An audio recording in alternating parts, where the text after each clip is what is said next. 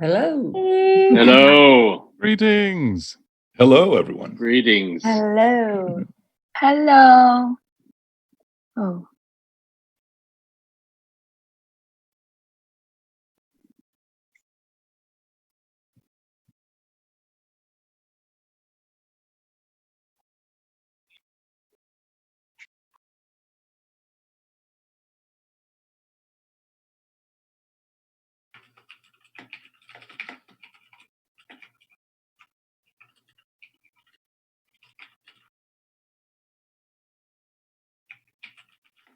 No.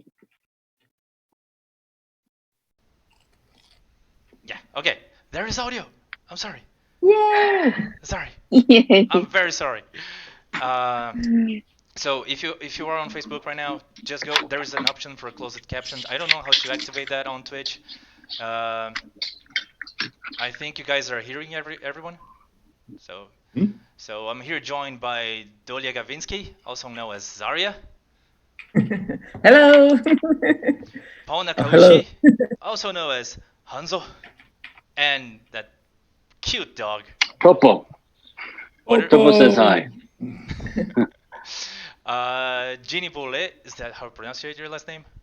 Olay. Okay. Our new favorite character in the Planet's Echo, she's so cute. Oh, thank you. Chloe Hollings as Widowmaker, Crispin Freeman, our beloved Winston. Greetings. Josh Petersdorf as Roadhog. Hi. And Elise Zhang, our lovely May. Hello, everyone.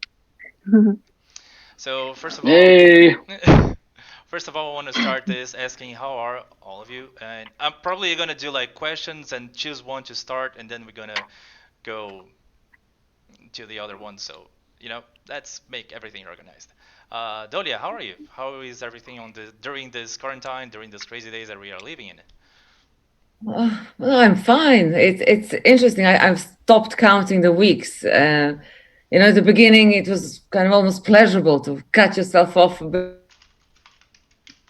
and have some time to write. Then I went through stages when there were days when it felt, oh, it's getting a bit too much now. But it's been definitely an interesting time, and I think a time that many people have been reevaluating many things, and suddenly they have this new. Dolia? You know what the sad part She's is? frozen. We've been talking for the past 40 minutes and she was True. And the minute it starts, it's like, there it is, technical problems. You know what? Now, where's she calling in from? London. London. Oh, she's in London. All right. Okay, Dolia, we're gonna back to you soon. Paul, it's your time. Your turn. Hey, everybody. Good to see you. Hi from LA. During this period of time, it's been really kind of bizarre, surreal. Let's see, what other adjectives can I use? Contemplative. It gives you a lot of time to think about a lot of your own personal stuff, as well as a lot of stuff that's going on in the world. So hopefully we will all get through this, and maybe things will be a little bit better. Maybe they'll be a little bit worse, but we're going to get through it. I hope so. Jenny? Pretty much the same. There's a lot of time for reflection. There's a time for figuring out how you would like to be in the space that you're living in. Also thinking about other people who might not be as fortunate as yourself. I feel like that's a place that I go to quite a lot. But also feeling very lucky. I feel like, we have a roof over our head. We're able to have food. We've got our dogs, I think for the most part, voice actors are able to work. So not speaking for everybody, but kind of speaking for everybody, I do feel like we're very lucky in that regard. Chloe? Yeah, I've been okay. It's been, as I was saying earlier, it's been kind of like this very unique bubble, this own time and space kind of zone. Some moments have been harder than others, but overall, I feel like I'm a very lucky person. It's been, yeah, a lot of gratitude has come out of this, and a lot of exploration, I guess, of like what my resources are and how I can do things differently. How I've been able to, like, yeah, work from home basically, or just use this time and this, yeah, this moment in a different way. Crispin. I'm exhausted. The challenge I think of this is that when we first had the lockdown here, at least in Los Angeles, everything did seem to stop for a couple of weeks. And then, at least in the voiceover world, it started to pick back up again. And there was this real desperation for people to try to figure out how to record from home. And my agents were trying to send me auditions and things. And so, and also, I've been teaching. There's been a lot more demand for my online classes for voice acting. And so I've been teaching more regularly, which I'm very grateful for. But it also means that just the everyday things of life take so long, whether it's trying to clean things or make sure that I'm staying separate from things. I mean, as voice actors, I feel like we're uniquely susceptible to this virus because even if I were to come down with COVID-19 and then recover, it's not clear that my voice would sound the same. It might completely affect my lung capacity. So I'm paranoid, you know. I mean, my wife and I like to say people are lava, right? We're just trying to stay away from people as much as possible. Luckily, I have a personality that I'm okay with that. I'm okay, you know, hanging and I'm an introvert, so I'm okay being alone. And you know, I love spending time with my wife, so it's not that big of a deal. But dear God, the amount of just everyday life overhead of having to cook and clean and clean and cook and organize and try to think about, okay, will we be able to get these supplies? Will we not be able to get those? I love my wife. She's actually planted a victory garden.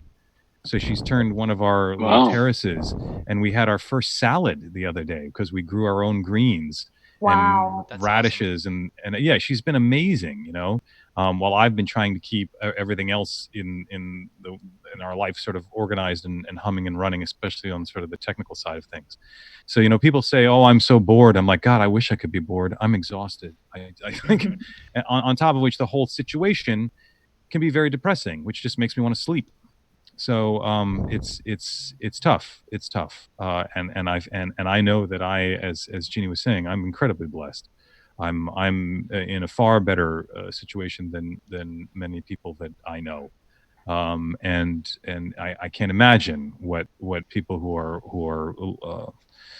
who have less means than I do are dealing with right now.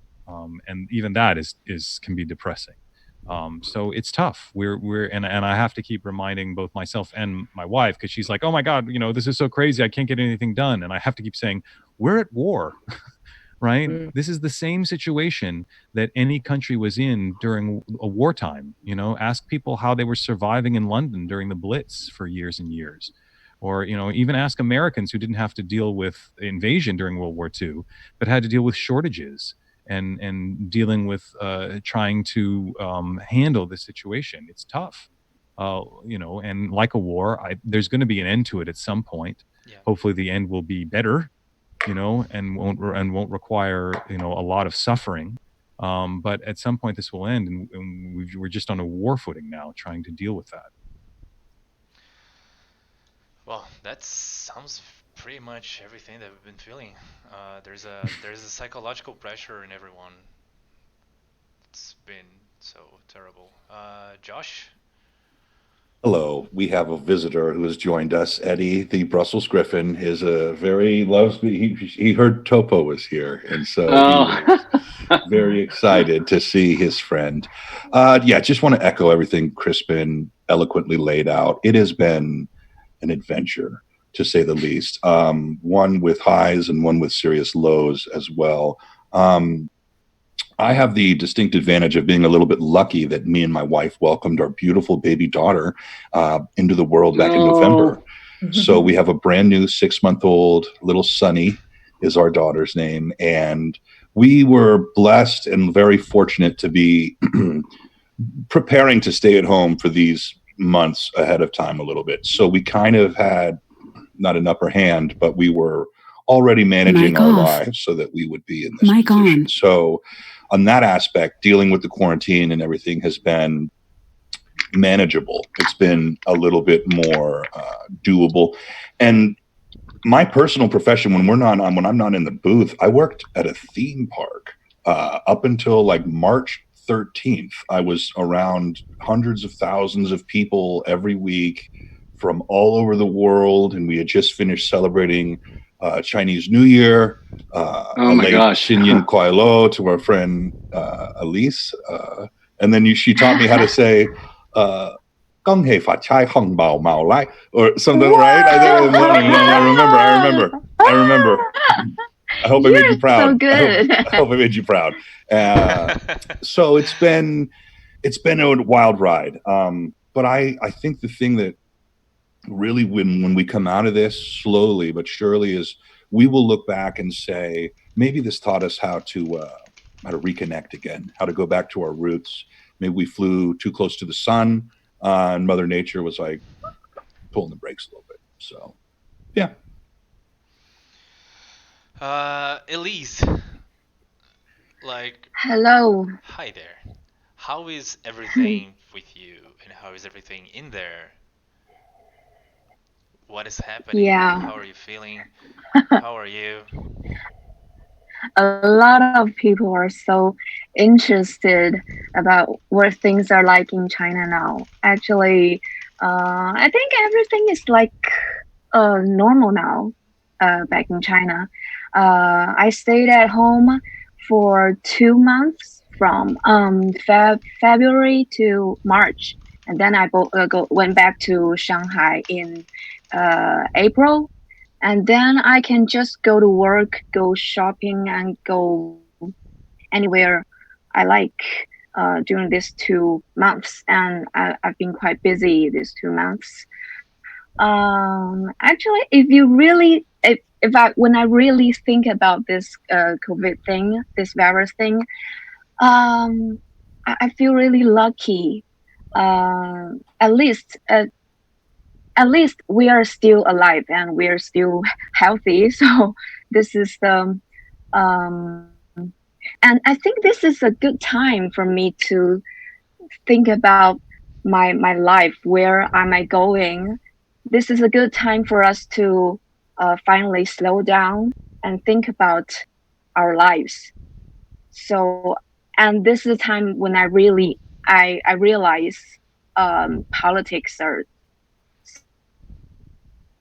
so crazy.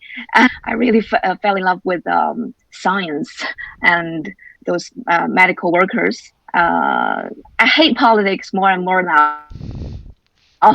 That's fair. Yeah, that's pretty much about it. You're not alone. Oh, good. And that's it. In Brazil, we have we've been having like a shortage of.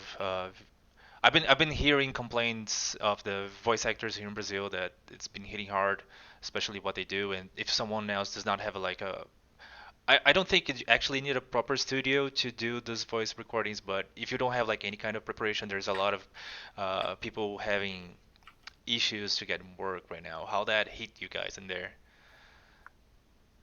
Well, definitely, you have to have your own studio now at home. So I was actually scrambling because I didn't have anything at home. I had to go out and, get all that stuff. And I'm terrible with all the technical stuff. And if it wasn't for David helping me, I wouldn't, have anything. But now I do. We actually bought a booth. We found it on eBay because we live near the Van Nuys Airport. Mm-hmm. So no matter what room we would have done, there would have been sound problems. God. So we found a actual vocal booth on eBay, and it was used, and so we bought that. And we set it up, and it came all the way from Sausalito. We had it taken down here. So then I got a mic and all that other stuff. Not like a shiny mic like Josh. So now I'm set up. Oh, stop. Crispin has the Yours is phaser glowing. mic. Wow. Crispin is known as the phaser mic. The mic he has is really cool too. I know about that one from my time at Expressions Musical College in the Bay Area. Yes, the old reliable Sennheiser 421. 421, there it is. Now, Absolutely. are you guys in just like a bedroom? You're not in a special room or anything? Well, Josh, for me personally, this is my office / when my son comes to stay with us. He's only here for about 6 to 8 weeks out of the year. This is his bed right here, and then this is going to be a futon eventually. But if you see the closet behind me, it's completely soundproofed. I did that right in January, right when we moved into our new place. So I completely soundproofed everything and lined up. Yeah, so I got the acoustics just right in that room, so it's pretty dead. And it's the best you can do, and I just worry that there's children who live next to us in like this duplex who hear a man screaming and just like yelling into the closet, because all the characters us low voice gentlemen do most of the time are not like the most pleasant characters. It's usually like ogres and like machines, and you know what I mean, like demons and stuff like that. So I'm like we have to do it early in the morning, and we have to so, and I'm just leaving cookies on their front porch. I'm so sorry, the children don't want to stay in their bedroom. I understand. So, guys, one what second. about you, Crispin? Oh, we have like 2 donations right now. Booty Farts donating and thank you all for doing this. You've all been great, and the community loves you. And we have a special guest on our chat. Michael Shu is in here and also helped us a little bit. So you guys can say hi to him. Hi, Michael. Hi, Michael. And Elise, there's a special message for you. There's someone really crying a lot on the chat right now because she wants you to hear this, especially for you. Hello, Elise. I'm a major fan of May. I've been playing her for 185 hours, and I want to really extremely thank you for voicing people who are pleasantly plump or curvy. You mean so much to me, and if you're reading this, I'm crying tears right now. Thank you so much. Oh, don't cry. Thank you. Her name is Rosaura. I don't know how Hozoda. Yeah, I don't know how to pronounce that. Oh, it's hard. Hi there.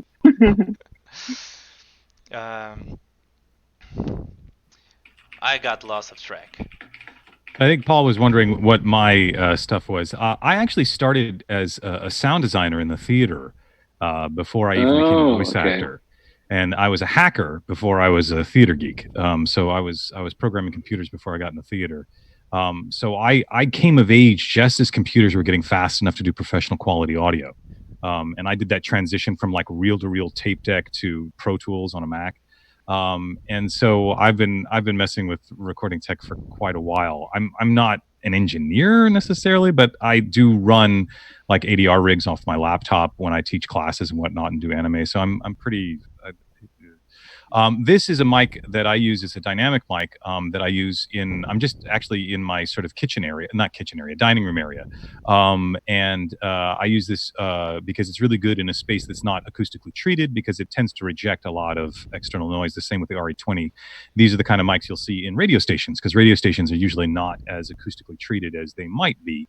And so they'll use these dynamic mics. The problem with dynamic mics is they require a lot of gain. They require a lot of energy to make them work. And so my poor little USB audio interface over here is straining to give this thing enough gain to be heard properly. So I wouldn't use this for recording, but I have a booth in my home. I have a walk-in closet that I actually hired a friend of mine who does really nice studios, and I had him come in probably 15 years ago now, and sort of treat it out and trick it out and put in baffle boxes, which allow ventilation in my booth, so I can stay in there for long periods of time without asphyxiating. But even I had to upgrade my system, because while I bought a ridiculously nice mic. I have a Neumann U87, which is like a $3,000 mic. But I've had it for 20 years. I mean, I bought it when I first moved to LA because I started in New York. And I had some gigs in New York that I wanted to do, and rather than try to fly back and forth, I thought, well, let me just buy the mic they have. I'm never going to get rid of this mic, so amortize that over 20 years, might as well. And that's what happened. But even then, the interface I had was not up to snuff. I had a perfectly good interface for doing auditions from home. But the situation now is that they want everyone to sound the same, and they need us all to sound like we're on the same types of equipment. And so while my mic was up to snuff, my interface wasn't. So I had to get another interface. And I actually bought a second mic because while the Neumann U87 is very popular for animation, in the video game world, they often like the Sennheiser 416. And so I thought, well, I don't want to give them an excuse not to use me on a project. So I got myself a Sennheiser 416 as well. So I'm pretty kitted up right now for all that stuff. But yeah, it's a challenge, and it's voodoo because sound is difficult because you can't see it. It's not like doing Photoshop or other visual stuff, because the variation between screens, between computers, actually isn't that much. What looks good on your computer screen at home will probably look good on somebody else's computer screen. But the difference what between sounds good is sounds good is so subjective, because what sounds good on these little headphones sounds different on those headphones, sound different from the speakers in your car, sound different from your surround system at home. And so to have the expertise to make sure that what you're doing and what you're recording actually sounds good to what the studio needs, it is tricky. And there's been like webinar after webinar after webinar of the voiceover community trying to help voice actors figure out how to do this. And with all my experience, I'm still learning stuff. I'm like, oh yeah, well, I probably shouldn't have done it that way before. So it's tough. I mean, it's tough because it's not just sounding good by yourself. It's tricky, but it's not impossible to just sound good by yourself. But then to sound like everybody else, that's the problem. To get everybody, so when we've got 20 characters in the show, that we all sound like we're on the same equipment. The same that's world. Really tough. Yeah. So yeah, I mean, I could use this mic and I could get in my booth and I could record commercials and somebody could probably broadcast it and it would probably be good enough. But it's not going to be good enough for a AAA game or for an animated series.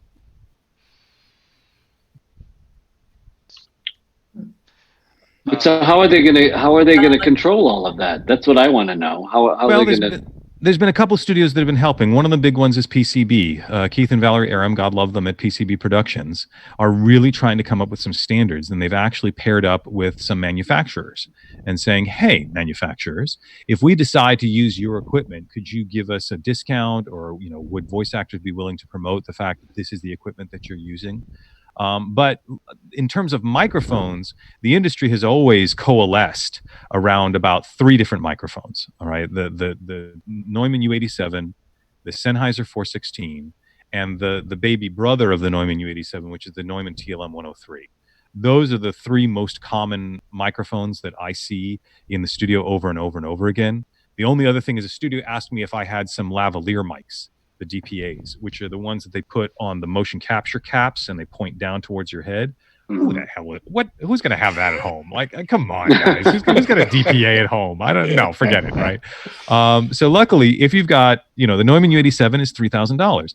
The Sennheiser 416 and then the Neumann TLM 103 are about $1,000. They're about $1,000. So, they're more doable. The TLM 103 is the capsule of the 87 in a much smaller body. It doesn't have the transformer. So the TLM 103 sounds really, really close to the 87. But for people like me and Josh, who have the lower resonance, we like that rumble of the transformer in our sound. And so, we may want the 87 instead. And now it's starting to coalesce around the preamp, which is the Apollo Twin. The Apollo Twin is sort of becoming the go-to preamp because it can model other preamps. It actually has circuitry in it that changes the impedance, the resistance of the circuitry as the microphone interacts with it. So it's not just using software to try to do software plug-in magic. It's literally changing the electronic circuits in the box. You can hear it click as the relays flip over as you switch to different settings. And having an equipment, something that's that sophisticated, means that they can, if they want us to match the Avalon preamps that they have in the studio, we can do that. If they want us to match the Neve preamps, we can do that because it'll switch around. to do that. So it seems like we're coalescing around the Apollo Twin and the sort of industry standard microphones. But then you still have to deal with the space around you because, you know, depending on how the space is, you can sound sort of boxy and tinny like this and sort of overly compressed. Or when you back off, it may sound too echoey, you know? So then it becomes the acoustics of the space. I actually did a whole interview with Jordan Reynolds on my podcast that I released last week about this, because it's really tough. And in fact, the acoustics of the space is probably the bigger challenge than just an Amazon purchase. Trying to make the acoustics work is the challenge, as you well know, Paul. Thank you. Yeah. So- And then once you have it figured out, I mean, because I got I had my equipment before lockdown. So I had a mic and I had the Apollo Twin because that's what an engineer in France recommended before I moved here. But then I needed to deal with the sound. So I did. My studio is basically made of duvet covers. The sound is Blizzard approved. It is impeccable. However, then I had to deal with heat. It gets so hot in there, not only for me, but for my computer. So anyway, but I did deal with that, and I'll tell you how. I use ice packs. I sit on ice packs and I put some under my computer. But anyway, yeah, so this whole thing is like every time you think something is in the clear, then, oh, wait a second. Something else comes up. I have to live in this space for like 3 hours now and not faint, hopefully. Well, here's a solution. You just do it in the nude. Yeah. Yeah. I mean, it's duvet. Like, it's a sauna in there. Yeah, exactly. So there's a question for Jeannie right now, but I think all of you can answer this as well. But Jeannie, how was your introduction to the Overwatch community? How they received you? How have you felt about it? And how are you feeling about it? And that can go for everyone. I am feeling very loved. Yeah, I've had nothing but love. It's been nothing but joy.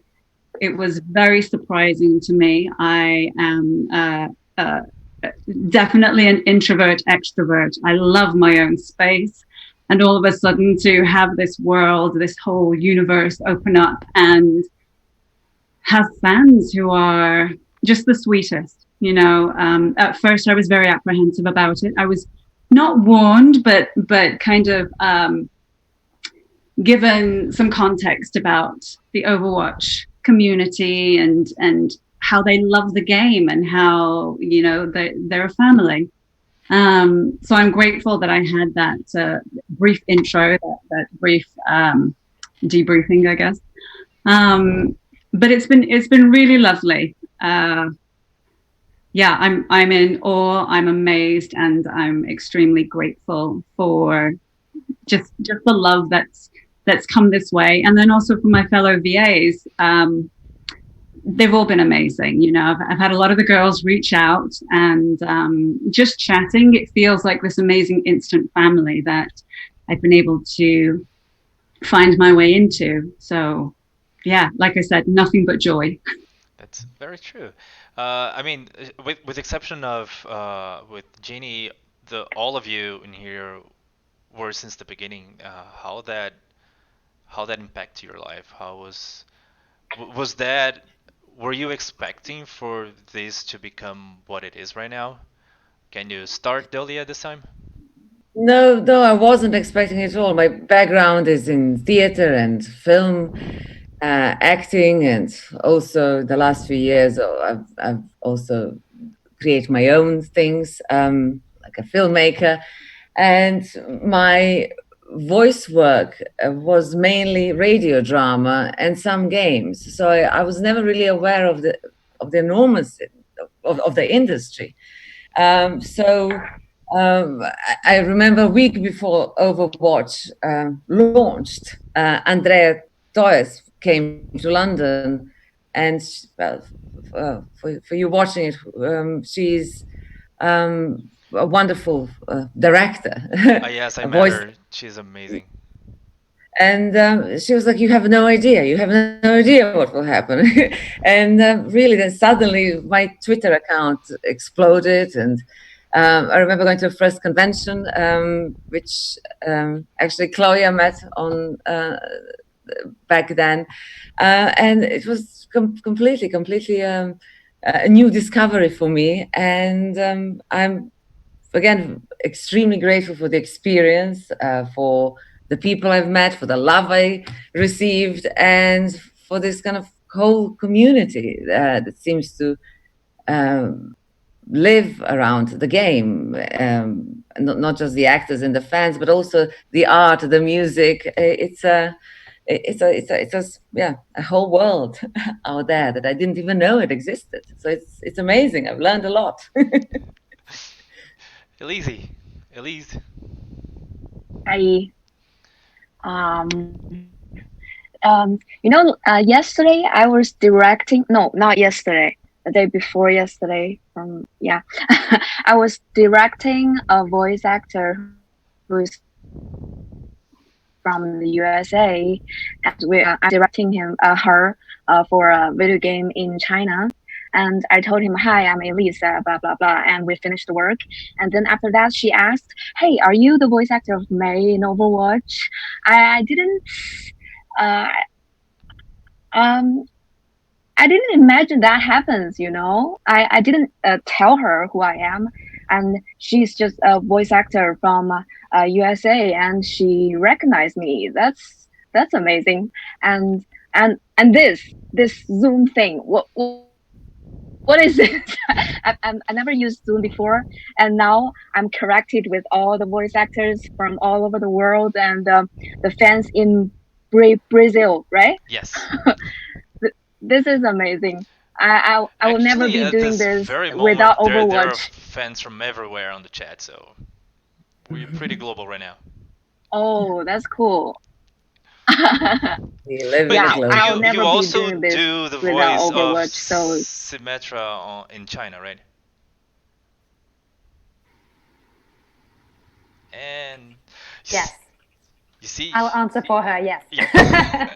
You see, she was there the whole time. As soon as she starts speaking, the same thing with Dolia goes away. I don't know what happened then. I was like, oh my god.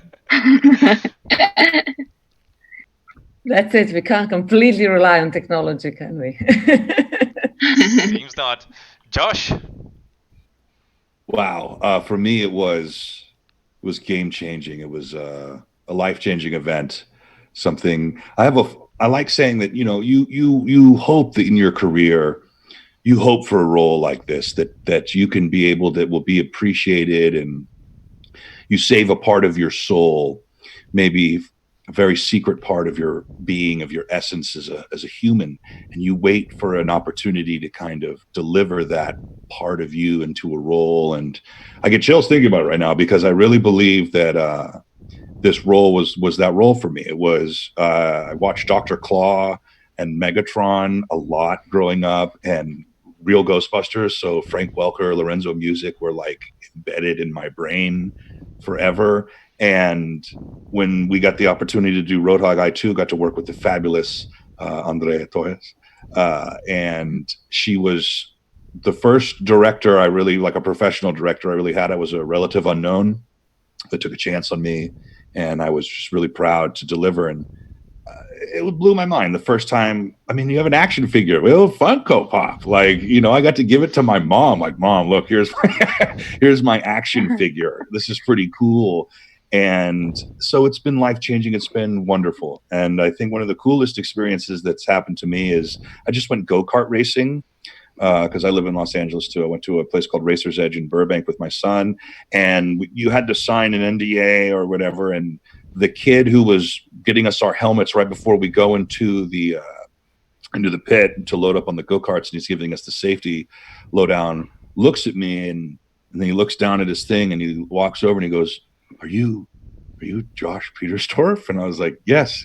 And my son's like, it was the first time it kind of really happened to him. And he goes, I'm such a big fan.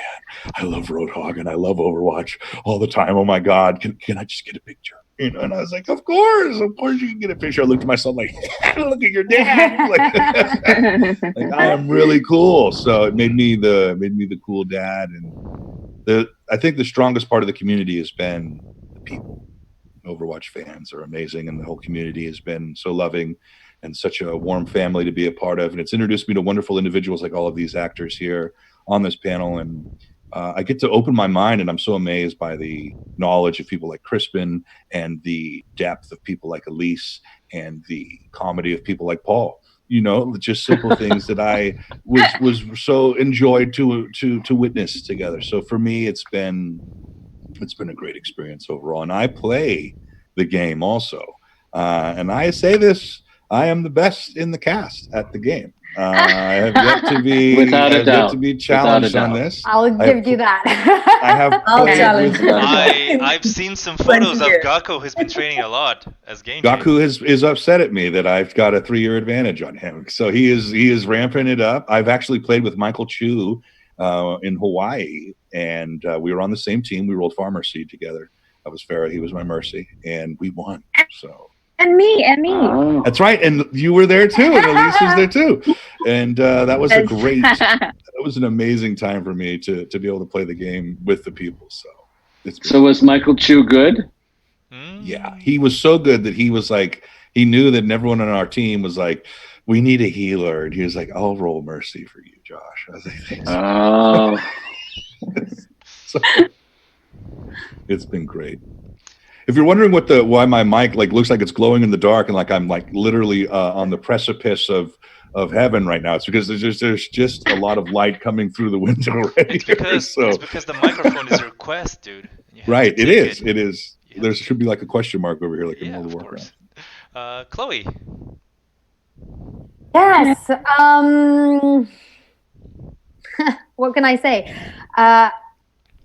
Overwatch has changed everything in so many aspects. It's kind of pivotal. I mean, I feel like when in 30 years someone writes my biography, there will be this moment, you know, at the center of all this, and that moment is Overwatch, because not only did it bring, like I moved countries after Overwatch. Like I lived in Paris and I was born in Paris, and I never ever considered moving anywhere else than Paris, and I love Paris.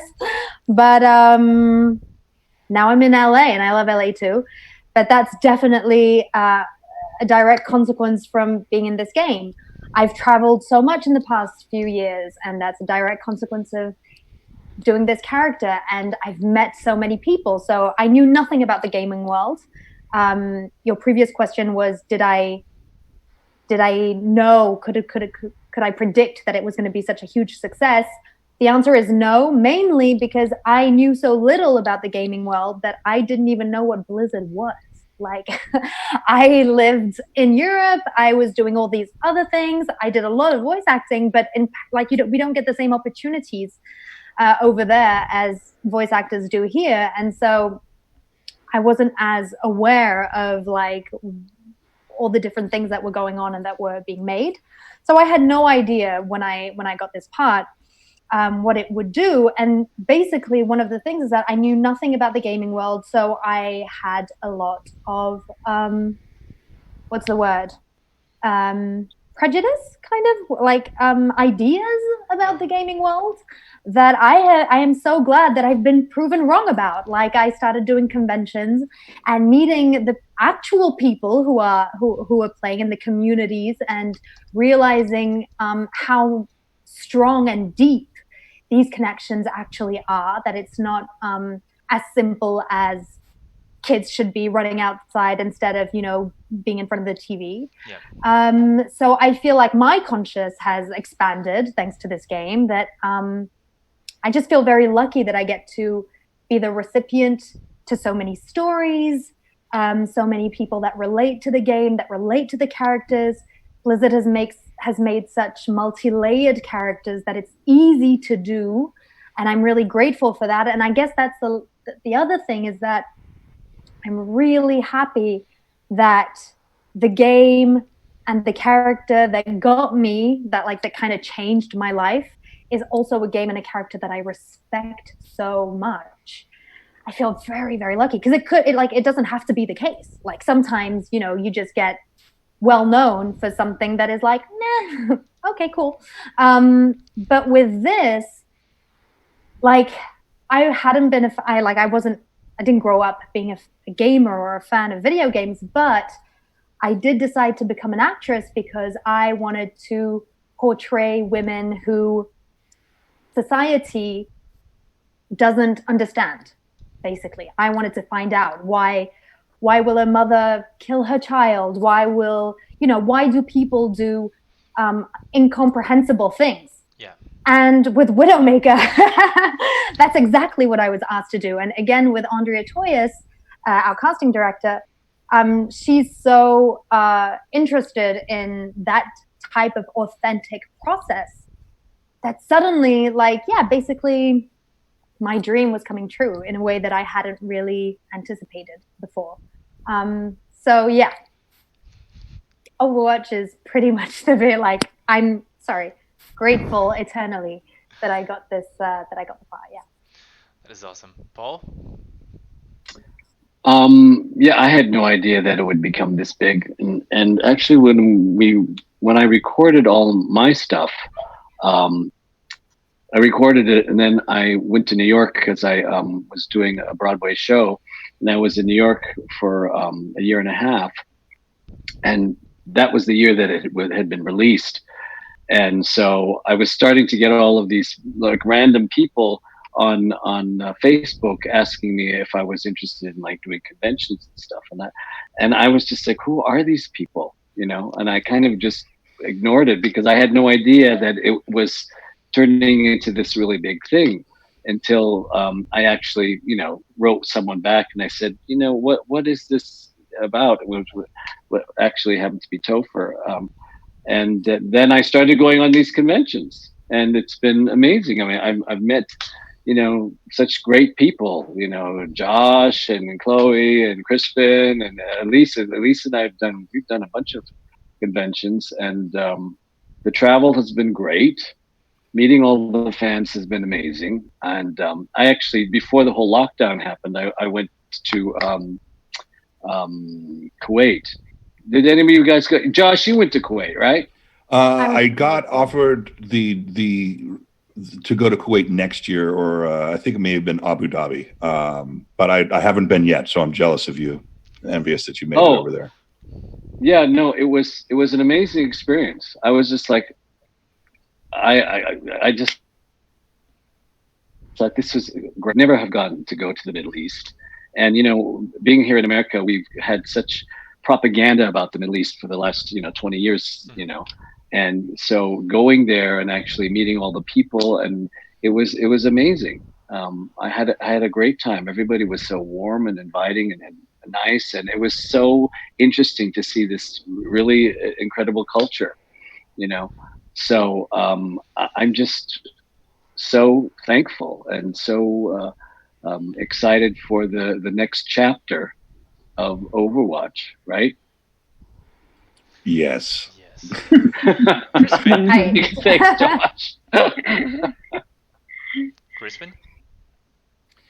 So I've been doing this for a while. The first convention I ever went to as a guest was in 1999. And so the world has changed a lot since that convention. It's a very different world back then. And what conventions were back then were very different. So I played Warcraft 2 on my MacBook, my PowerBook 3400 in 1997. I was playing Warcraft 2 on it. Good times. So I knew that this was going to be a big deal, that Blizzard, that this was going to be their first new IP in like 14 years or something? Yeah, something around that. Right? So I knew it was going to be a big deal. What I didn't know is how big a deal my character was going to be. I had no clue, because when I looked at Winston, I thought, oh, he's Beast from X-Men. You know, he's a scientist. He's blue. He wears chunky glasses. He probably says, "Oh, my stars and garters." I mean, he's Beast. He's Hank McCoy. That's but and Beast in X-Men is not the main character, right? Professor Xavier and Wolverine and Cyclops and Jean Grey, those are the main characters in X-Men. And it wasn't until we were recording like the third Winston video that I was like, wait a minute, I'm a big deal, aren't I? And they're like, yeah, you're sort of the heart of the team. I was like, when were you going to tell me this? Like, when was I going to find out that I was such a big? Because I thought Tracer was the main character. You know, I thought it was all going to be about Tracer and Reaper and Widowmaker and Winston. Yeah, whatever. He's a side character. No, you know. And so that sort of shock when I realized, oh, I'm the anchor, right? I'm the Rolodex. Everyone's goes through me. I was like, oh my God, there's some responsibility there. And the other thing that shocked me was my personal reaction to this. I've been signing autographs since '99, and certain characters come and go in popularity that I've played. But Winston has crowded out everything. I mean, I would say at least a third, if not a half of what I have to sign is for Winston, right? And so that's sort of surprising, but also how much it affected me. I pride myself on being able to go in the booth and play a character and emotionally commit to it, whatever it is, and totally do it, and then step out of it, right, when I need to, and be able to look at the character from a distance so that I can see what the character needs next, right? So that when I come out of the booth, I'm not emotionally distraught or worked up. You know, if my character had to be angry and vicious, I left that in the booth. You know, I don't bring that out of the booth with me. When I play Winston, there are times when I'll hear another character say something and I will get choked up and literally have to stop the session for like 10, 15 seconds just to get myself back in order. And that when we were doing the recall short, when Winston's first, solo short, and he calls back all the Overwatch agents, and Tracer's voice comes over the comm and says, "Winston, is that you, love? Oh, it's been so long." When her voice came over, I literally choked up in the booth. That's never happened to me before. In over 20 years of voice acting, I've never gotten so choked up in the booth that I couldn't act. That's just not a thing for me. And so that's a thing now. Like when I go in to play Winston. I mean, when we were first doing 0 Hour and we had the whole scene with May and Winston, do we have enough people for this mission? As long as we stick together, we'll be fine. And it was like, okay, gotta hold this together. Gotta hold it. And that's weird for me. That's very odd. But it just goes to show how close Winston is to the bone to me. I mean, I've got his glasses, for God's sake. I mean, these are just glasses I had. And when we were first recording the first cinematic trailer, when Winston crashes through the museum and says, Yes. "Hey kids, enjoying the exhibit?" And the developers there said, "Could you just push your glasses up? And can we just videotape it?" I was like, "Sure." And so I pushed my glasses up like 10 different times. And then when the animation came out, I was like, that is how I push my glasses up. Like, I mean, it's gotten that close, even though it's hilarious because he's a gorilla and, my normal voice doesn't sound like that. But when I drop into my Winston voice and do the thing, it's like, oh God, he's really close to me. Thank you very much. This is amazing. Okay, so let me read just some donations. Mama Shimada has donated. Loki Trinity, that is my friend who is on streaming for us on Facebook right now. Thank you all for doing everything you do. Been Overwatch fan since the beginning, and I think this live stream is, and I can't read it because the Streamlabs has cut the text for me. Sorry, Jacob.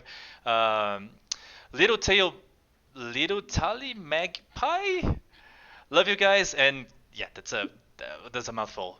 Love you guys, and this great cause, Bleed Purple. What does that mean? I don't know. Maybe a Widowmaker reference? I don't know. I think so.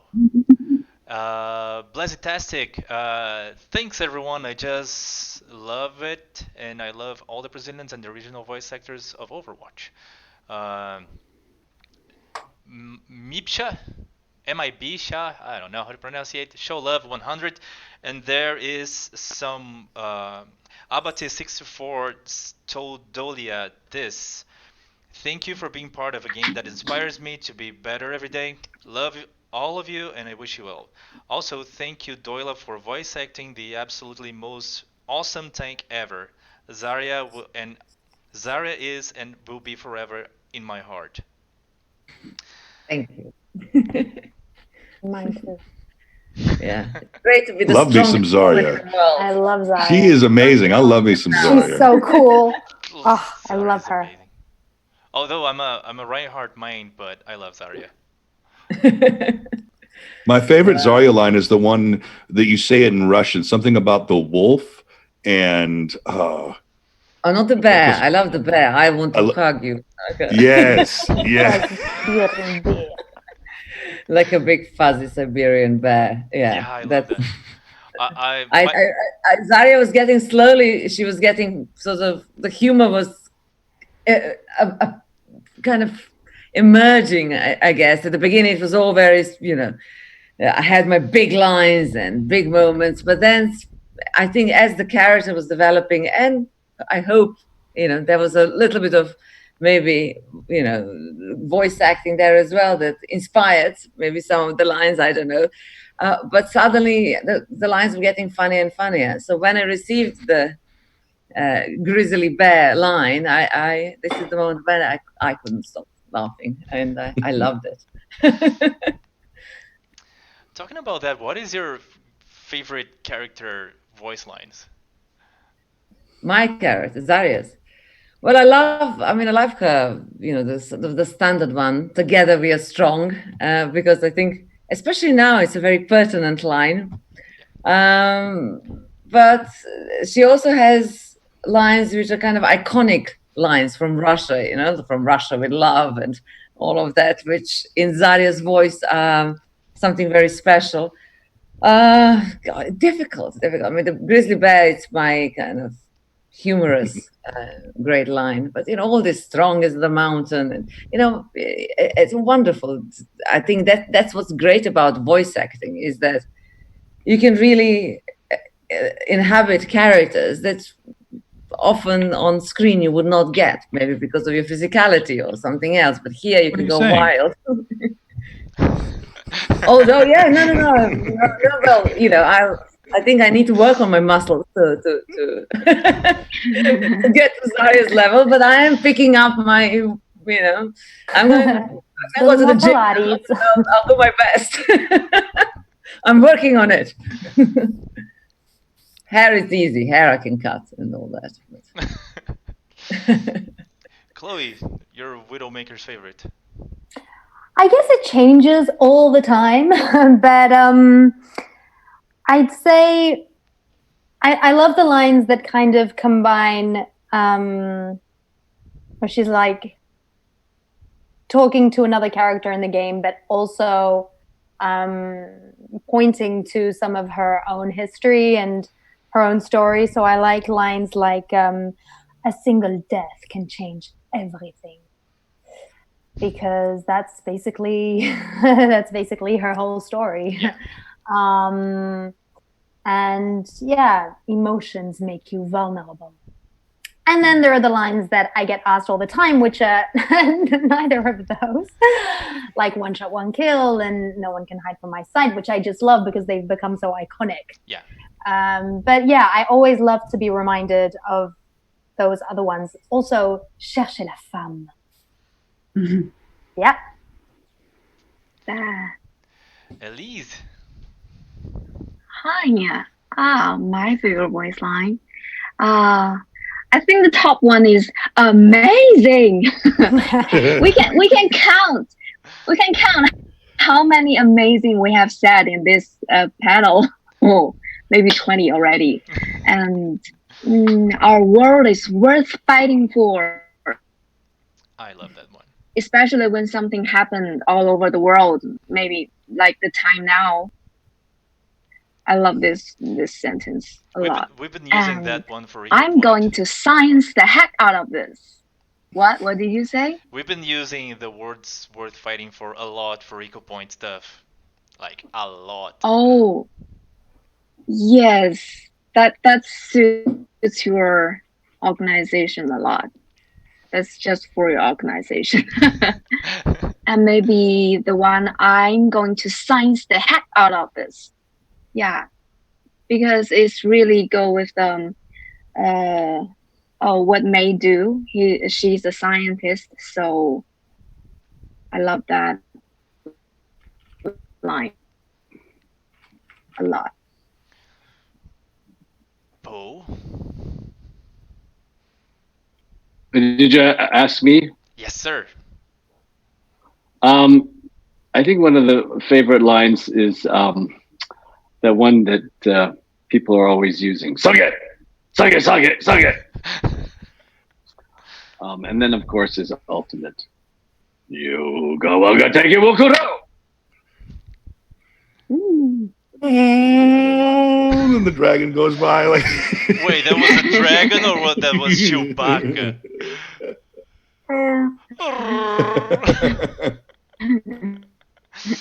But those are the two fun lines that everybody. Oh yeah, touched by the dragon. It was good. Yeah. Josh? You have been judged. I love it. I'm like Chloe. It varies by the day, but again, there's such.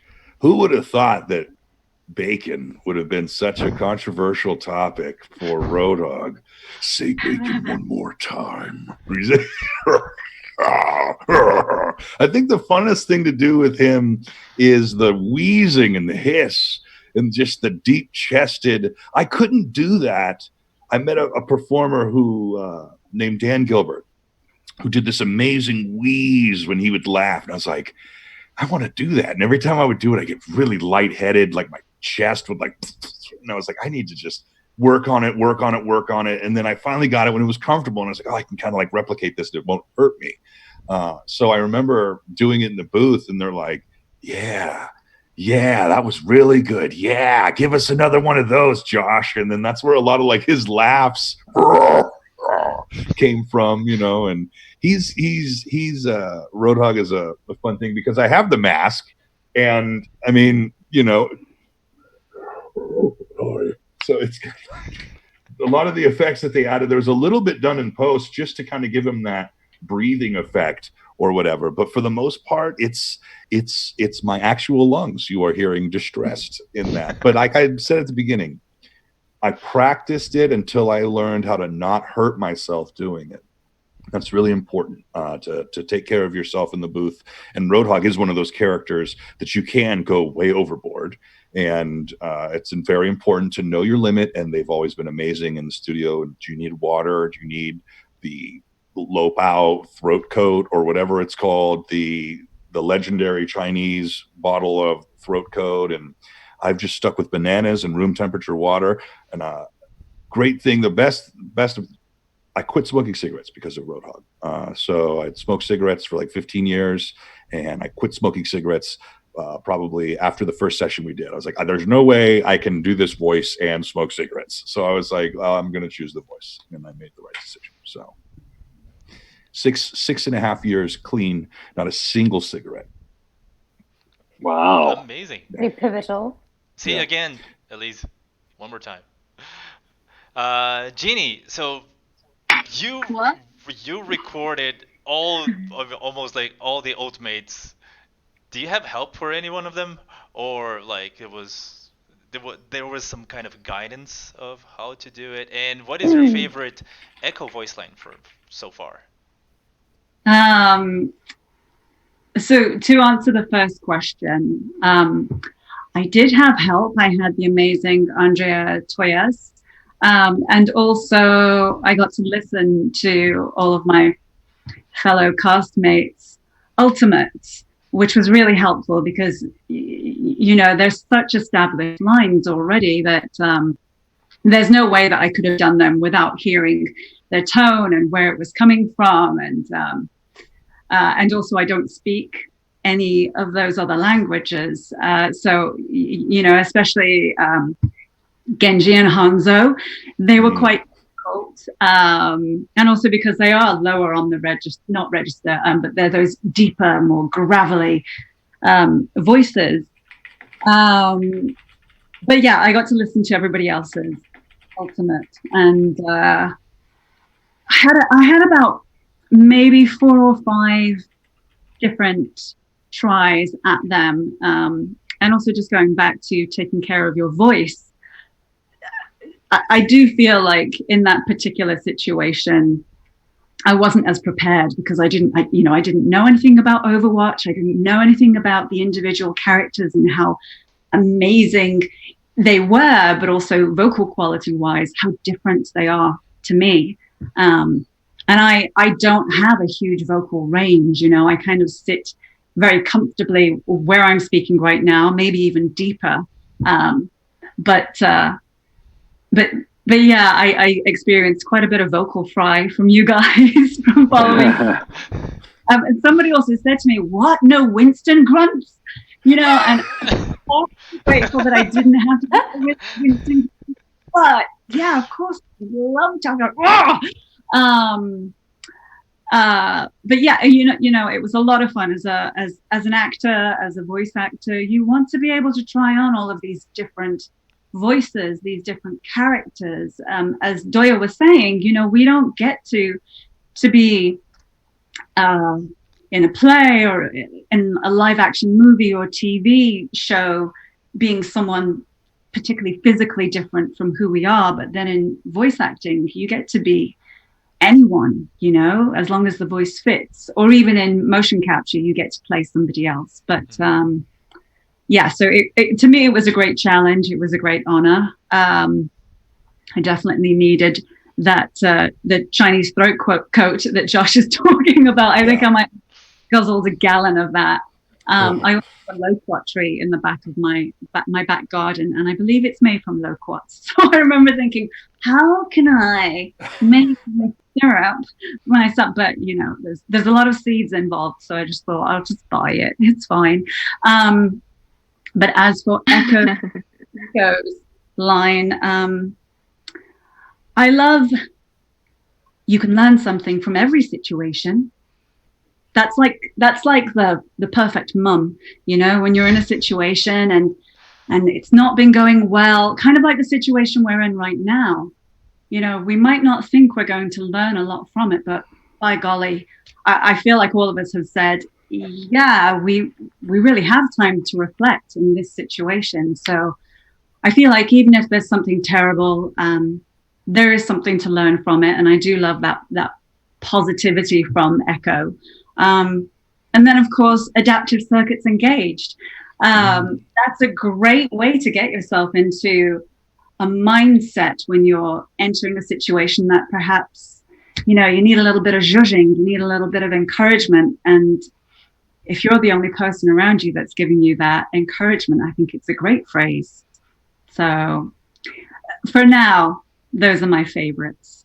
Oh, I also like the little bit of sass that she has when she says, in case you were wondering, that's a confirmed kill. Because don't normally have too much of their own personality, but because she's constantly evolving and constantly adapting, she's probably taking a little bit from her fellow Overwatch heroes as well. So I enjoy that line too. There is one thing about Echo that I really love is that she's always happy whenever she's doing like an ultimate from another character. Like she's always having fun with that. I think that is awesome. I love that about her. Yeah, I think that from watching her origin story and from hearing where she came from and that she was built because Dr. Liao wanted to right her wrongs, essentially.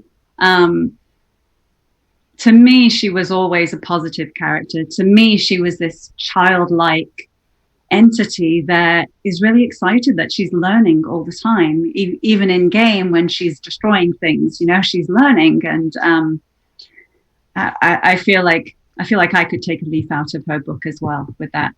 Oh yeah, that was something new. Yeah, That is amazing. Crispin. Well, I think my go-to line as Winston is always, imagination is the essence of discovery. But the one that really that got me is that every once in a while we'll have to come in and do more lines for different spaces, different sort of levels. And sometimes I can recognize when they put in references. like they put in some references to some Rankin Bass animated films, and I was like, oh, you're referencing the Abominable Snowman from the Rankin Bass film, aren't you? Yeah, from Rudolph the Red-Nosed Reindeer. And I'm like, oh yeah, okay, good. But the one that really hit me was the Carl Sagan quote. So when you go to the moon level and you look through the telescope, ostensibly, you get to hear me recite Carl Sagan's lines from A Pale Blue Dot, where he goes, "That's home. That's us. On it, everyone you love, everyone you know, everyone you ever heard of, lived there on a mote of dust suspended in a sunbeam." And like, I mean, I shortened it. It's a paraphrase. He goes on for quite a while, and it's a very nice, long line. But oh my God, it's long. I'm not sure you want to listen to the whole thing. I wouldn't mind. But whenever I get a Carl Sagan quote, oh, that really gets me. Because that, I mean, the Cosmos was very influential when I was growing up. The idea of approaching things in that sort of calm, generous, avuncular but rigorous way, of trying to understand the universe, that there was a mystical appreciation for the mechanics of the cosmos, and that I think is the and nestled in that is an idealism. There's an idea that this information is a positive thing, right? That this is to help humanity, that this helps us understand our place in the universe, and that idealism is sort of core to Winston. He looks down on the Earth from the moon, and because he's at such a distance, he says, "Oh, humanity has such wonderful ideals. This is great. I want to go live with those cool humans." And then, of course, once he gets his feet on the ground, it's messy. There's all sorts of craziness going on. But he never lets go of this notion of, yeah, but it could be so much better, right? You know, why not? Why don't we make it better? You know, we could all work together. It'd be great. And so that to be able to hold that torch of light in the darkness is vitally important to me.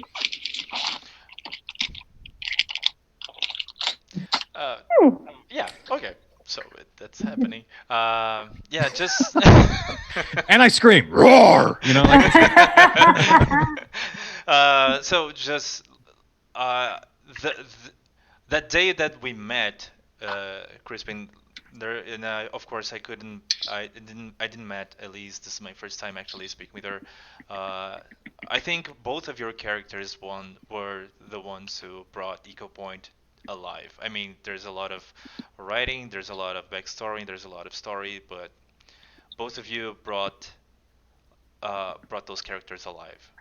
It was both of you who then, when I sit there and watch Rise and Shine, I cried, and I was like, man, I can do this. I don't have to be a giant gorilla with super brain, and I don't have to be like a super scientist, but I can do this as a normal person, because that's what Rise and Shine showed me the most. That, I mean, beside Maze being just a genius, but no, she's a regular person trying to get off a situation to save the planet. To, so you guys, both of you, inspired me to create the project, and I want to thank both of you for that. Well, you're very welcome. I'm so honored. Yeah, I mean, I think any artist wants to feel like what they've done inspires change in the world, inspires positive change in the world. I don't know how much you guys followed about the project, but you guys touched a lot of hearts because of that. So thank you. They wrote the whole thing. It was amazing. They wrote it. They drew it. That was very awesome. So there's a question for all of you. Is there something about your characters that you want learn more about in the lore? I know that Blizzard planning show like throws you guys 6 months away, so you probably know more that you can say, and I understand that. But there is something that you really would like to know about your characters. Chloe, you can start. Yeah, I feel like we've got hints a little bit about her love story with Gerard. And I guess I'd just love to, find out more about that, just more about the person she was before. Yeah, definitely. Awesome. Just 1 second. Jan is here, and she brought with us 31 people with her from her live stream. So hey Jen, thank you very much for this. Hey Jen! Oh.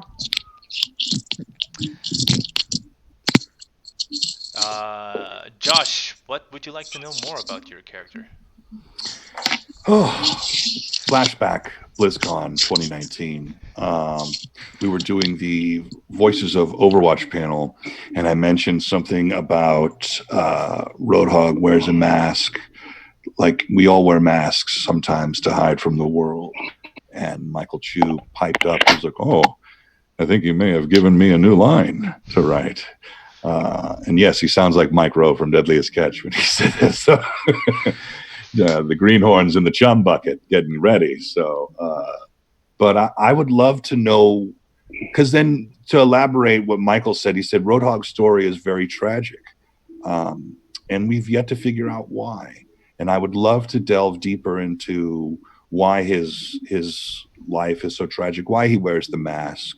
There was a comic book short with him and Junkrat, and he's very morbid in his outlook for the future, because he says something like, "The world deserves us," like he's bitter about something happened to him. And I've seen these amazing fan art creations of possibilities where it could be his face was damaged, maybe he had a family member be taken from the Omnic War, and that's why he was with the Queen of Junkertown and they ran off and he ran out of the town. There's so many places for it to go. I think he's one of the true mysteries of the game, is where did he come from? What's his deal? And I think that speaks to one of the strengths about the game too, is that we can all theorize what we want to happen. It's kind of like Star Wars fans, when unfortunately that fandom was so deep that there's no way they could have ever pleased everybody in the new movies that they made, but they tried, and some people liked them and some people didn't. And so I think that that's part of the magic, though, is the mystery and the waiting and thinking in your own mind of possibilities that could happen. I know that with Overwatch 2 and what they've announced so far, how it'll be more PvE based, or they're adding that element to the game. And they showed off missions in Rio de Janeiro, I believe, was one they showed with Lucio leading, and some other stuff. I would assume that we are going to get more levels like that for the characters. That's not anything official. That's my personal opinion, that I would assume, and I would hope that we would, each character, maybe we visit the cities that they're all from, and we get a little bit more knowledge through them, through that kind of PvE environment. And unfortunately, too, like if we knew anything about the game, we couldn't tell you, and they don't tell us much. So I remember recording Roadhog lines a while back and thinking, "Wow, this is for this event, which has already passed.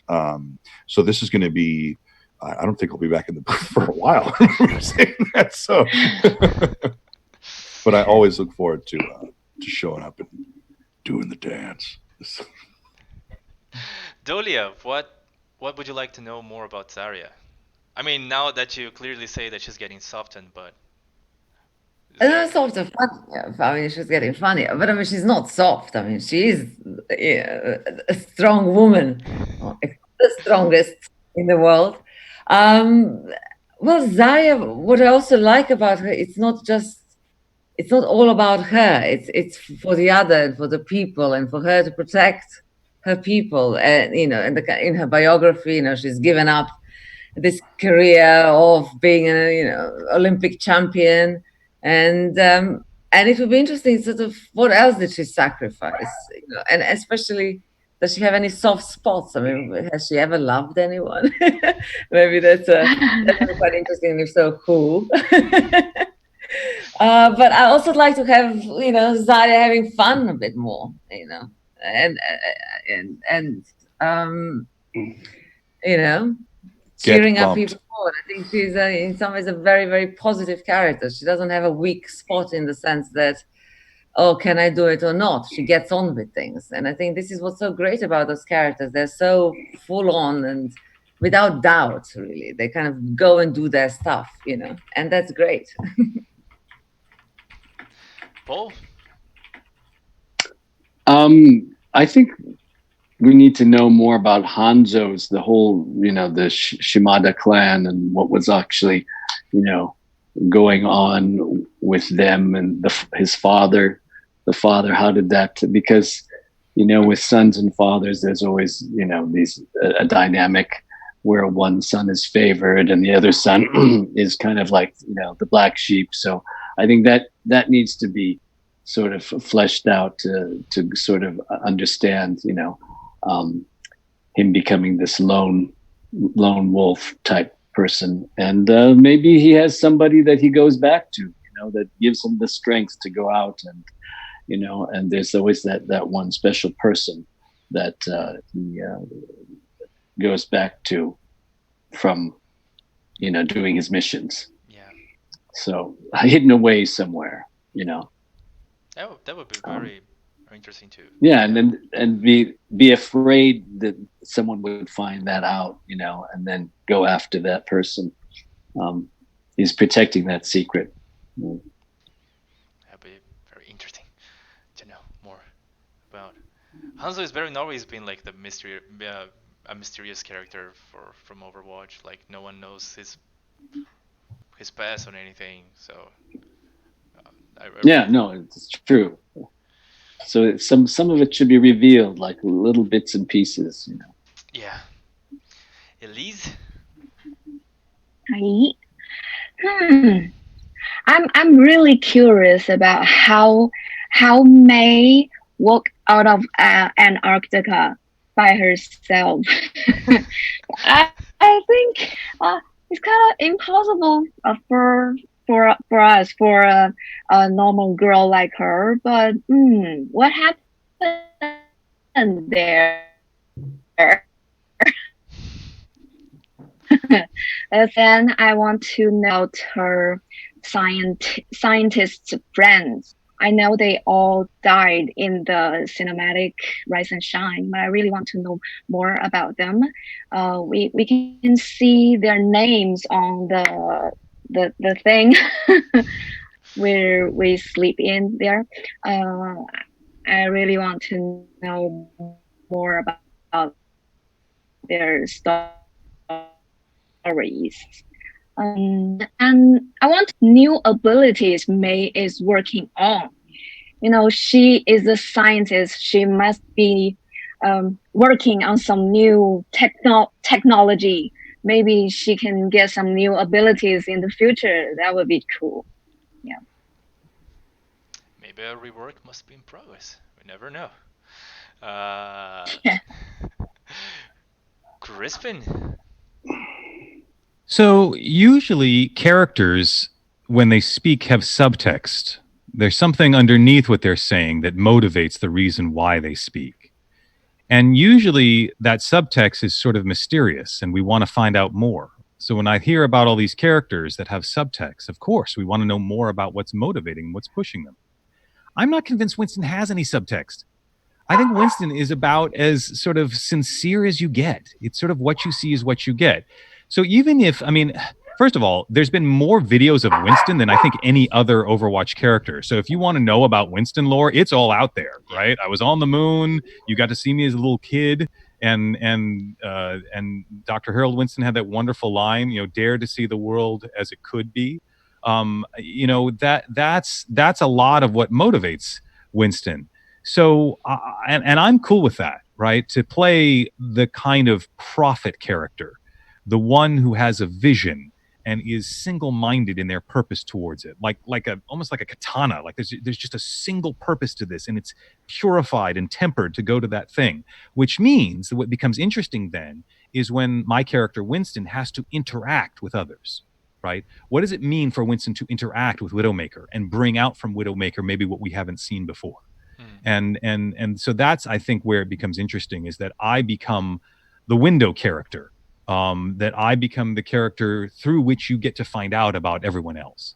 And that's why I'm so excited if Overwatch does go in a more player versus environment direction, is that hopefully we're going to have clusters of characters together that we're gonna reveal more about what their story is, what's going on behind them, because I just have a fetish for story. I play some games. I'm pretty casual gamer, but the game has to have a story. Like, I don't understand Angry Birds. What do the pigs do that's so bad? Like, why are the pigs so bad? Why are the birds so angry? I don't get it. Like, I just can't get on board with it because I can't get on board with the story. It doesn't matter how good the mechanics of the game are. If the story isn't there, I'm not in. Yeah, that's fair enough. And I think that's the powerful thing about Overwatch is the story is so compelling because the characters are so interesting. So I want to hear more about everybody else. I'll tell you who I've been fascinated by, Echo. Like, from as soon as Echo showed up, I was like, who is she and what is she all about? And I think you could actually hear it in 0 Hour when we did the thing and Echo comes flying by and I have that one line, I go, Echo, and I'm like, where have you been? How do you work? What's your purpose in life? I don't know. Like, I need to find out. Does that mean Winston is going to try and take her apart? Oh, no. Winston wants to have dinner. Winston wants to know and geek out, because Tracer is a wonderful friend. Winston loves hanging with Tracer and her girlfriend, and they have a great time together. But Tracer's not a scientist, right? She doesn't know how the chronal accelerator works. I'm going to be like, Echo, what exactly powers you? Is it crystallic fusion, or is it some other power source that I don't know of? Are there dilithium crystals? Where do you keep them? How do you like? I'm not gonna be able to let go. Like, I'm just like a terrier dog. I just want to know everything. I would like to say that it is lithium crystals, but I don't know. That's probably where I would want to go with Echo's story, to the past and also to the future, because she's this highly adaptive AI. So, where's she going to go with that? And what are the effects of duplicating so many different people, including the bad guys, right? But I don't know. I have no idea. I want story to go in so many different directions so that she can experience what we as humans experience, which is good versus bad, because like what Crispin is saying, for the most part, she doesn't have any subtext. She's very earnest. She's very real in the moment. But I would love to see how and if that actually evolves based upon her taking on momentary emotions and actions of other heroes. And then going back in time, I love a good mother-daughter story. So I would love to know what that was like with Dr. Liao and Echo. I guess basically, what's the Dr. Liao story? I'd love to see her raising her child, and perhaps seeing another side to the scientist. I mean, we haven't really seen anything of her. But I think that's really interesting about story, why somebody becomes a scientist, why somebody creates what they're creating, what are they compensating for, what sacrifices have they had to make in order to create something that betters the rest of the world. So I feel like the mother-daughter story of Echo and Dr. Liao, and then also future Echo, what that would be like, that really fascinates me. Yeah, that's what we were hoping for with Overwatch 2. Yeah, hopefully we get to find out, what the inherent nature of Silicon is. What does Echo want as a creature, and how does her past with her mother affect that? This is the same existential questions that we ask, whether it's of Lieutenant Commander Data in Star Trek Next Generation, or something like Ghost in the Shell, where you have a human who has a full cyborg body replacement, and it's just her brain is left. And what does it mean to be a human in that? And so with Echo, it gets to these really deep existential questions. Yes. And it's like Westworld, like what do the hosts want? And it depends on their core programming. What is Echo's core programming? It's obviously been taken from Dr. Liao. And the question is it overriding? Can Echo adapt it? I mean, if adaptive circuits are engaged, then she learns. In which direction does she learn? What is the inherent nature of Silicon? What does it want? Yeah. I can't wait to find out what they're gonna what you're gonna tell with her, because there's so much things you can abort with her. Like there's so much things you can touch with her. There's so many possibilities right now. We are going to the last part of our stream because we hit like 1 hour and a half right now. Some of you are clearly being running out of battery right now. So I want to do something that I did on the last live stream with everyone else. I know we are living in hard times. All we can see most of the times are the hard moments, are the things that are going bad right now. And on the last live stream, I did like this Thanksgiving moment, and I just want to know like all this past 4 years of Overwatch, because we actually celebrated 1 year of Overwatch, except for Echo, that's our brand new character. What you guys are thankful for? What you know? What this in this moment of reflection? What can you think for about you know all this happening? What you have in your life right now? I think that's a very good moment to see the bright side, or some bright side, and give someone hope and give people hope. So, So no one has any hopeful messages, and which I was hoping for Winston, but okay. Oh, did you want me to go first? I mean, you can go first, please. So I think what I've been grateful for are the this is silly. I'm going to call them the invisible space elves of the universe. There are people in this world who make things work, that get things done. And they are rarely on television, and they are rarely reported on in the newspapers. But I've had the joy of interacting with many of them face to face and individually, because back here in LA, almost a year and a half ago now, was it? Yeah, almost 2 years. So a year and a half ago now, we had the huge Woolsey fire, which tore through the Los Angeles area and destroyed many homes. And it actually tore through a neighborhood that I'm a part of, and a quarter of the homes in that neighborhood were destroyed. And both me and my wife took it on ourselves to try to learn more about disaster preparedness.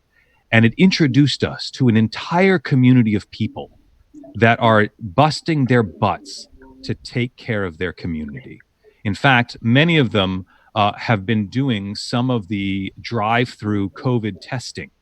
Like they put on their masks and their gowns and they went out and they were helping people test for the virus, by swabbing them in their car.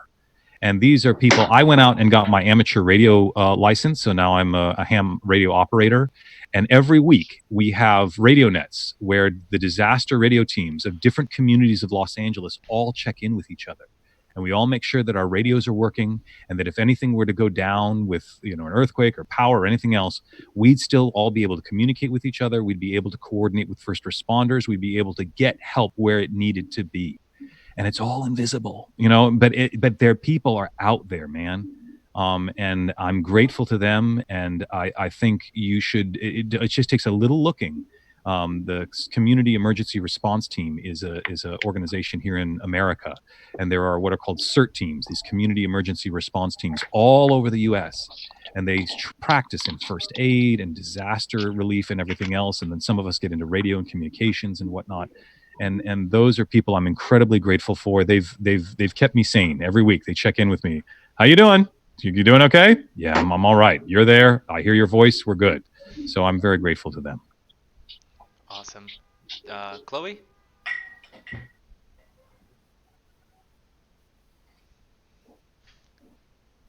Oh, you're muted still, Chloe. You're muted. Yeah. Regarding to the game, and what I've been thankful for in these past 4 years, I guess I've gained a certain sense of faith. If I'm not sure this answers your question, but all of this happened. There's this kind of magic quality to everything that's happened, and something that I can totally see is in terms of the right place, the right time, like the synchronicity, all these events kind of like happened and overlapped. And so I guess what I get out of this experience, the Overwatch experience, is also just this kind of deep trust that somehow things are okay. And yeah, I'm very appreciative of that. Dolia? Well, I don't know. For me, this challenging time has been very much sort of back to the basics. I'm grateful for my family, friends. Again, also the sense of community that has developed throughout different areas in the UK, almost every area, and the volunteering it has been quite incredible. And it's wonderful to see that so many people have come together and there is empathy. And I hope we kind of keep on carrying that once we reemerge from it. And I think it's very important to give because that's the only way we can go forward and help each other. Yeah. Paul? I'm very thankful for all of the people on the front lines of the whole COVID situation, all the people, the nurses and the doctors that all go into work knowing that they're putting their own lives at risk, and yet they still go in, and intubate these very sick people and try to save their lives. And if it wasn't for them, so many more people would be dying. So I have to say that I'm most thankful for all of those healthcare workers at this point in time. And I'm thankful that I have a roof over my head, and I'm thankful for my wonderful husband and for my family, of course. But those are the things that I'm thankful for. Thank you very much. Elise? I'm really thankful for all the amazing artists from the community. You can see there's all creative drawings and pictures from they give me as a gift from all the conventions and things. I'm really thankful for them to make the whole community creative and yeah, it's so hard to say. God, I want to speak Chinese. Can I do that? Yes, go for it. Yeah, thanks for all the cosplay. Thankful for all the cosplayers and artists, and of course, thank you, Ralph. Thank you, Echo Point, because you're doing a lot of meaningful things for the community. I want you to introduce your NGO thing in this stream more, and maybe everyone online can donate more for our stream today. This is for Child Fund, right? Yes. So what do you do with this NGO? Oh, the Child Fund. Can you introduce more? The Child Fund the Child Fund exists in I think over 114 countries. So their focus is to help children in need. So what we do is we get donations and they get kits for food, water, hygienic. I don't know if that's the right way to say. I'm sorry, but so we help them to get kids to poor families. So last live stream we managed to help 35 families. I hope we on this one we help to do the same. So it's the least we can do in this it's moments of need. So if there's a thing that I'm thankful for is for you guys to be in here helping us to do it. Thank you for this for organizers to be here. Yeah. Josh. Definitely. Thank you. Oh yeah, absolutely. Thank you to Echo Watch Point for doing this. The revolution will not be televised. The revolution will not be televised. So while you point your fingers and a lot of people look to the mainstream media or media in general for answers, you are the answer. The solution is you. Your good deeds will not go televised. Change, real change, will not be broadcast. We are seeing a tonal shift in America right now. At least I know that I can say this when we have a horrible virus and we still have a lot of stuff that is really dirty in our backyard. There's people in Minneapolis right now who are really upset, and they rightfully should be. And there's a lot of dirty work that needs to be cleaned up in our own country. And I hope that this pandemic can spread a message of unity, that we're all thankful for being alive, and we're all thankful for the right to be alive and the right to think and speak freely and how we want. And I'm thankful Memorial Day just passed for all the heroes who have died protecting our country and every other country in the world, so that we can continue to thrive and prosper. I'm thankful for my wife and my daughter and my son and my family. And I'm thankful for my Overwatch family for being here, and we all answer the call. You know, we have our big tank Winston, our leader, or Reinhardt, or, you know, maybe even Big Rhodey, you know, and we can all go out and hide behind the shield and march forward. And, you know, imagine a world worth fighting for is one of our mantras in Overwatch. And I think that's a very poignant and a very poetic stance to take, especially today. And I'm really thankful for everyone in our community and everyone on Twitch and everyone across the internet who understands that. And I'll end where I began, just saying the revolution won't be televised, meaning you'll never see what they don't want you to see, you know? So whatever side of the aisle you fall on politically, just remember that the real change is you, and the real hero is you. And the solutions for a lot of these problems start with us. And I think taking steps towards solving that is a great step. And that's why I'm proud to be a part of something like this for the Child Fund and various other organizations, Second Life, and some other stuff. I partner with a place called Super Rami and Friends, which is a organization in southern Texas that takes care of people who are children who are terminally sick in the hospital and stuff like that. And we send them kind of encouraging messages. So as a newly second time father, I'm in full dad vibe right now, but I can say that, you know, wherever you are in the world, somebody loves you. And if you don't feel that anybody loves you, well, you're alive, and that's something, isn't it? So just keep it moving, keep it going. Jeannie? I had to unmute there. My dogs wanted to chime in to what they're grateful for. So much to be grateful for. Obviously, we're here because you brought us together in the name of Overwatch, and I couldn't be more thankful for this opportunity. And to I don't necessarily want to call it a platform, because that's not really how I have approached this gift that I've been given, but to be able to at least share what goes on inside of me in terms of coming from a place of kindness, you know, using this opportunity to pause for a moment and check in with yourself and see how you're reacting to the world around you. And I think we've all been given an opportunity to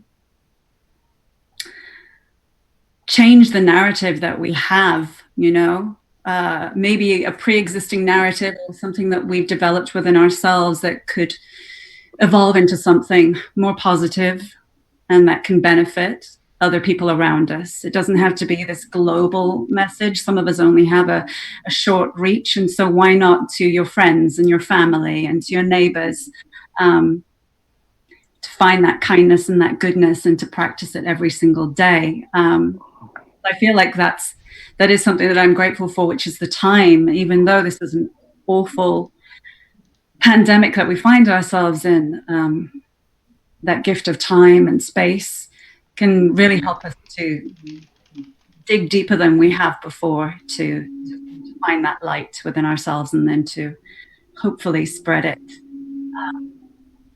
around us. And then similar to what Paul was saying, grateful for our frontline workers. You know, I went to the grocery store today and they're working for you. You know, people in hospitals, the carers out there who are taking care of our sick, our elderly. My aunt just passed away last week, and to know that she was being taken care of by people in her final hours means the world to me, considering so many of us on this planet who are losing people around us are not able to physically be there in person to say goodbye. And so not only are these healthcare workers doing their jobs, but they're also taking on these emotional roles that perhaps normally they wouldn't have to in such a heavy way that they are now. So yes, just really grateful for everyone who's keeping humanity together, you know. Yeah. Thank you, and sorry for your loss. My aunt lived an amazing life. She really did. We just would have loved to have said goodbye, like so many other people in that same situation. But thank you. Before we close this, I want to thank you to Alex Fungero for the donation, Floating Space Kitten, Dark Kelly 12, Mama Shimada again, Dan Santoro, Abate 64, Apu Juicy, sorry if I read that wrong, Z-Drag, and Just Here. We reached $300 in donations, and that for us is a lot, just because everything that comes in dollars is times almost 5.3 for us, so there's a bunch of money. That helps us a lot. Thank you everyone for the donation. There was a meme that I wanted to do with Chloe, but everyone seems very, very tired, so I'm gonna leave this for another day. But it's gonna take some time, so forget about it, unless you want it. But I think it's time for us to close this. It's almost 2 hours of stream. Thank you all so much. Thank you everyone for being here. Thank you all of you to have accepted this invite.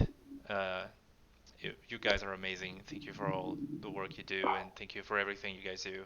You inspire a lot of people to do their best. I don't know how much you guys realize how much you affect people, but you guys do.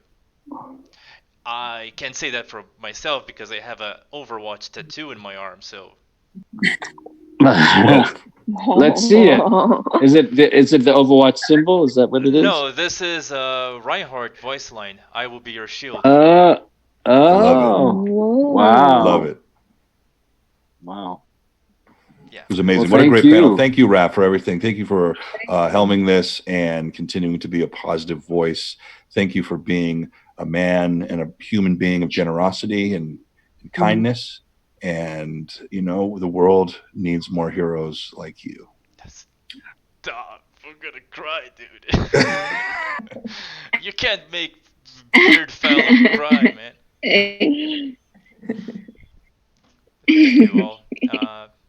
Yeah, thank you so much, Rav. Thank you. Thank you. It was so Thank great you, seeing all of Rob. you guys.